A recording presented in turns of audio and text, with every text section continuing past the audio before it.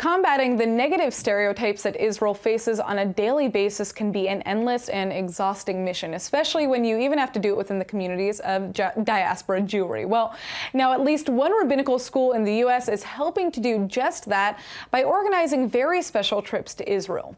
Joining me in the studio now to tell us more is Rabbi Liat Yardeni, the Dean of the Rabbinical School at the Academy for Jewish Religion in California, Gavriel Porten, an educator and tour guide, and Rabbi Yocheved Mintz from Congregation P'nai Tikvah in Las Vegas. That was a mouthful. Thank you all for joining us. I'm so excited to have such a big group here.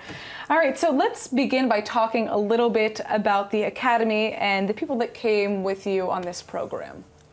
So the Academy is a very special organization that believes that we have one God and one Torah and we should all unite, and therefore the rabbis and the students are Orthodox, Conservative, Reform, Chabad, Reconstructionist, and Humanist rabbis, as are the students, the idea of Jewish unity.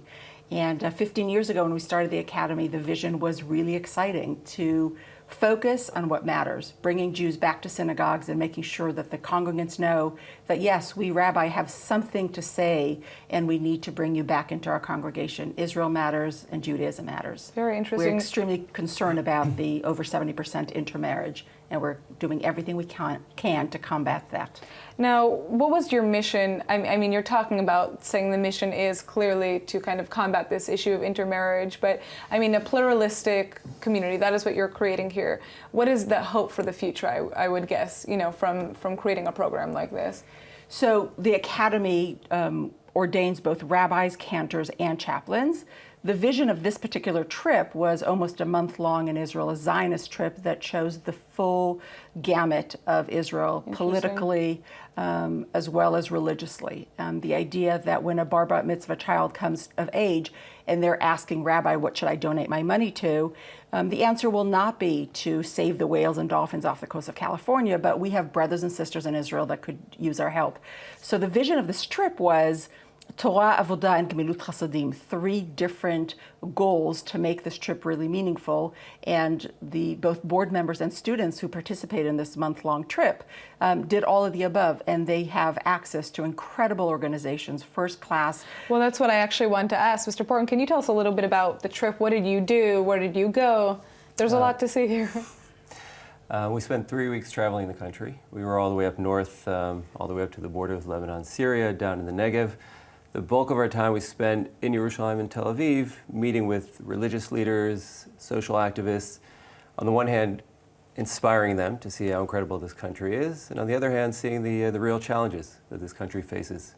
And I understand there was also a very unique trip to the Rambam Hospital. Can you tell us about that, Rabbi Yocheved? Yes, indeed. In many ways, I thought this trip, everything that we did was for me. But when we got to the Rambam Hospital, and the doctor mentioned that they had a new treatment for Parkinson's, I was amazed because I have Parkinson's.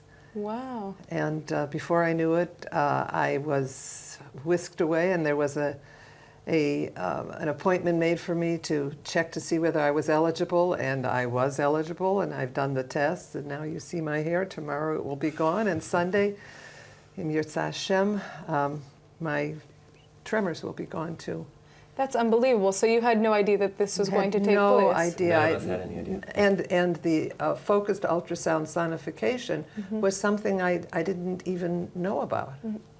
This is crazy. So you arrived to the Rambam Hospital to take a tour, and then you hear about this treatment, and now you're going to be... Chick-chuck. Wow, unbelievable. See, Yeah, I think it was a trip for you. To me, I say, Nes Gadol Haya Po. Well, what Yocheved doesn't know is that there was a plan to introduce her to these doctors. Wow. So we saw the video from 6 months ago on YouTube about a patient who was cured within 10 minutes, with tremors stopped, and I contacted Rambam Hospital, arranged for the trip, and said, we have someone who may be very interested in this, please make sure to mention it, but Yocheved doesn't know that. No, Liat knows people in high places, evidently. Wow. I mean, I'm just getting emotional hearing this now, so I can only imagine what it felt like for your program and those involved to kind of witness this moment. And, you know, this is only one disease that Israeli scientists are helping cure. There are so many new medical breakthroughs taking place in Israel every day. So